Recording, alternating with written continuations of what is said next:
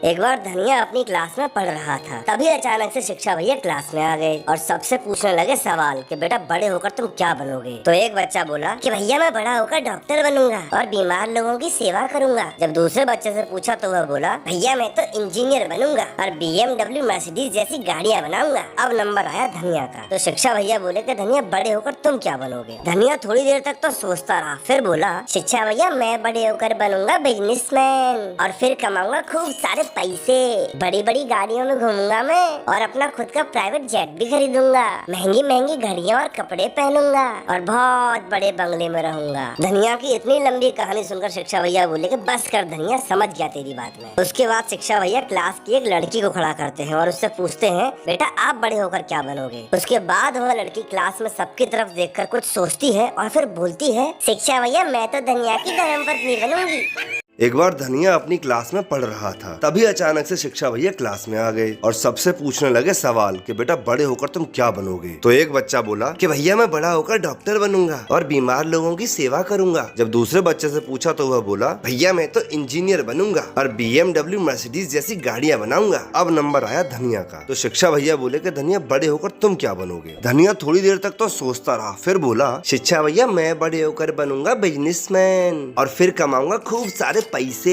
बड़ी बड़ी गाड़ियों में घूमूंगा मैं और अपना खुद का प्राइवेट जेट भी खरीदूंगा, महंगी महंगी घड़ियां और कपड़े पहनूंगा और बहुत बड़े बंगले में रहूंगा। धनिया की इतनी लंबी कहानी सुनकर शिक्षा भैया बोले कि बस कर धनिया, समझ गया तेरी बात में। उसके बाद शिक्षा भैया क्लास की एक लड़की को खड़ा करते हैं और उससे पूछते हैं बेटा आप बड़े होकर क्या बनोगे। उसके बाद वह लड़की क्लास में सबकी तरफ देखकर कुछ सोचती है और फिर बोलती है शिक्षा भैया मैं तो धनिया की धर्मपत्नी बनूंगी।